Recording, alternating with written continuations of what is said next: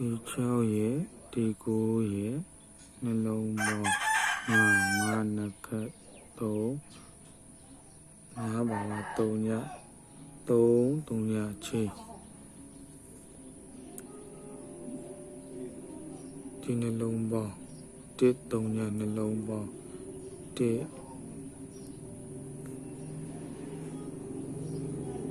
1ပရိတ်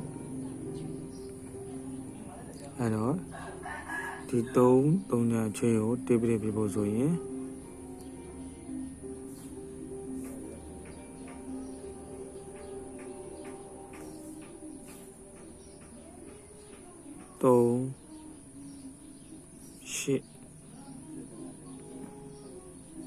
3လို့တော့3တလုံးနဲ့1ပရိတ်3လို့တော့ဒီကဒီ3ညရဲ့ဒီ8ရဲ့နှလုံးပေါင်း8နှစ်ခတ်1 8ပါဝါ3ည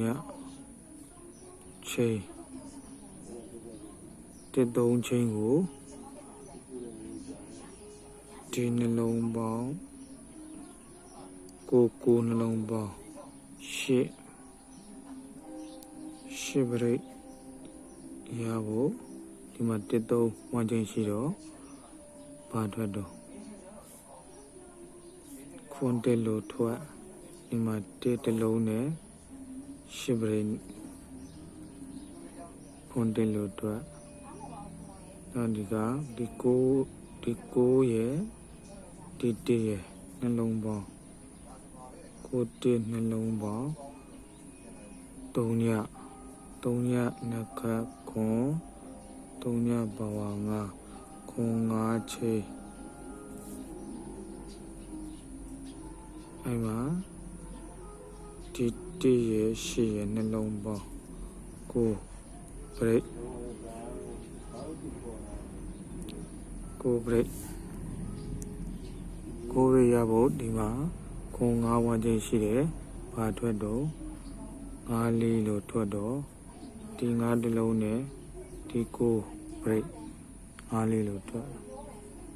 ဒီကဒီ1ရဲ့ဒီ4ရဲ့နှလုံးပေါင်း5နှစ်ခတ်3 5ပါဝါ3ည3ညချင်းဒီနှလုံးပေါင်း5ဒီနှလုံးပေါင်း3ည9ရဲ့1ရဲ့နှလုံးပေါင်း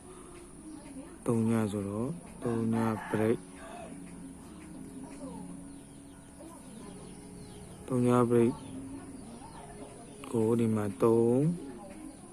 ညဝန်းကျင်ရှိတော့3ညဝန်းကျင်3ညပရိတ်ရဖို့ဆိုရင်3ခွန်3ည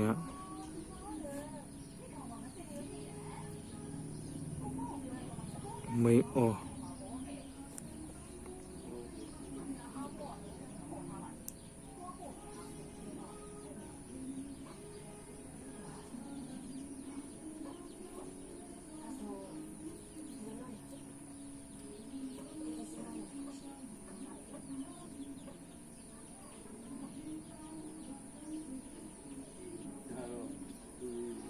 အရင်နေနဲ့ဟာ5ပရိတ်ဆိုရင်3နှစ်ရယ်3ည5ရယ်အရင်နောက်ခွန်ဒိန်းနဲ့ဆိုရင်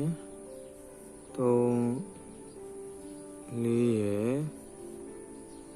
3ညခွန်ရယ်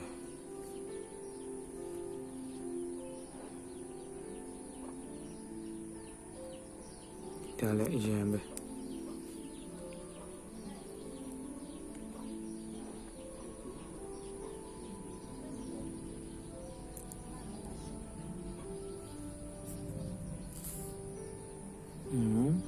ဒီနေ့10ရက်17လ2025 12နာရီ3ညနိုင်အတွက်နေတိုက်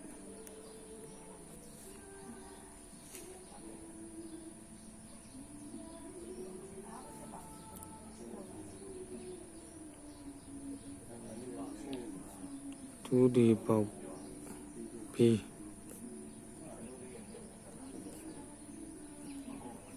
ဥရန်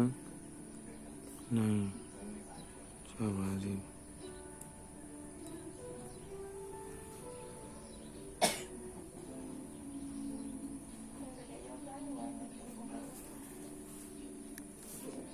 ဒီနေ့ဘယ်နေ့ဒီနေ့10ရက်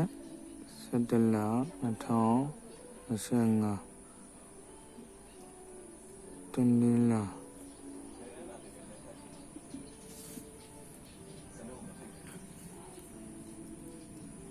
โอเคပါ